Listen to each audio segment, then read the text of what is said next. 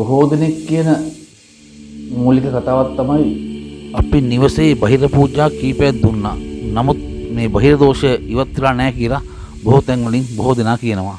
හොඳින් මතක තබා ගන්න බහිර පූජාවක් කියන්නේ කැවිලි පළතුරු පුරවගෙන කොක්කොල සරසිල්ලක් අලංකාරව කරගෙන මැදසාලේ නිවසේ මැදසාලේ කුමන හෝ කෝලං රටාවක් ඇඳ කියලා ඒක ඇඳලි වරලා කුමන හෝ කවි හෝ ශ්ලෝක හෝ කළා නැත්නම් ඒ වරමක් කරන්න නැටුවා කියලා බෙරයක් ගෙවුවා කියලා ඒක බහිර පූජාවක් වෙන්නේ නැහැ.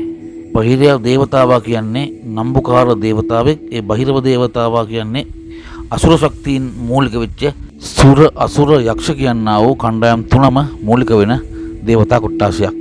ඒගොල්ලන්ට පුදක් දෙන්න ඕන ක්‍රමයක් තියෙනවා, සම්මතයක් තියෙනවා, නියාමයක් තියෙනවා. ඒ කිසිවක් නැතුව හිතලු ආකාරයෙන් දෙන පූජාවක් කැපගන්නේ නැහැ. එහෙම පූජා 100ක් 200ක් නෙමෙයි 1000ක් කළත් ඒ පූජාවෙන් පළක් නැහැ. මොකද අලංකාරය නෙමෙයි දෙන පූජාව කැපගන්න පුළුවන් ආකාරයට නම්බුකාර විදිහට සම්මතයේ කියලා තියෙන ආකාරයෙන් පූජාවක් දෙන්න ඕනේ. අන්න එතකොට බහිරව දේවතාවන් පූජාව කැපගෙන දෝෂේ හැර යනවා. අද කාලේ ආතුරයන්ට ඕනෙත් කිසිත් නොදන්න ආතුරයොත් දන්නේ නැහැ. ඉතින් ඒ සම්බන්ධ ආතුරයන්ට ඕනෙත් මේක මේ රංගනය ත්‍රාසය බීති කුතුහලයේ පමණයි. නමුත් එතෙන්දී අලංකාරත්වය නෙමෙයි වෙන්න ඕනේ මූලික සිද්ධාන්ත ටික වෙලා නැහැ. මොකද ඇහින්දාස් ක්‍රමයට අද කාලේ බොහෝමයක් විවිධාකාරයෙන් පුද පූජා කරනවා, වරන් වලින් තියෙනවා, නැත්නම් කාන්තාවන් පෙර පූජා තිබෙනවා. ඒව කොහෙත්ම අප නැහැ, කැප නැහැ, බාර ගන්න නැහැ, දෝෂයක් හැර යන්නේ නැහැ. ඊට පස්සේ කියනවා අපි බහිර පූජා මෙච්චරක් තිබ්බා අත්‍යක් කරා කොහොමද එහෙම දෙයක් වෙන්නේ කොහොමද? දෝෂේ තාමත් තියෙනවද? ඒ ආකාරයෙන් අගම්මුලක් දන්නේ නැතුව අගම්මුලක් දන්නේ නැතුව කරලා අන්තිමට අසරණ වෙනවා.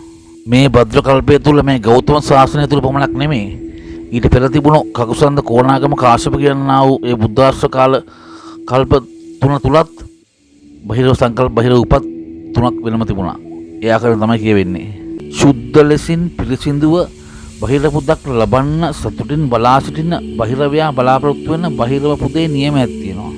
ඒ සියලු කාරණා අතරින් මූලික වන්නා වූ කරුණු කිහිපයක් පමණක් මම මේ ආකාරයෙන් දක්වන්නම්.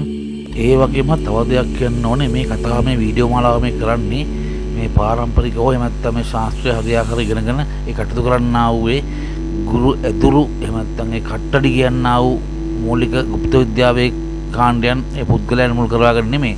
නමුත් මේ ගෝසාවක් කරලා විකාරයක් කරලා දඟල්ල කරලා නිකම් මේ ආතුරයන් නිවැසියන් උල්මාද කරන විකාර කරන වික්ෂිප්ත කරන පුද්ගලයන් උදෙසා තමයි මූලිකව මේ කතාව කරන්නේ. මූලිකවම පුද ස්ථානයේ සුද්ධ බවක් තියෙන්න ඕනේ. උදුන් මුල් කරලා මහා දෙවියන්, එතකොට විශ්වකර්ම දෙවියන්, විසමන දෙවියන්, සතරවරම් දෙවියන්, පොළොමහි කාන්තාව, සරදේව සමාගමේ දෙවියන්, ඒ ඇතුළේ සිරෝ දෙවියන් මූලික කරලා අනිවාර්යෙන් මූලික කටයුතු ආරම්භ කරන්න ඕනේ.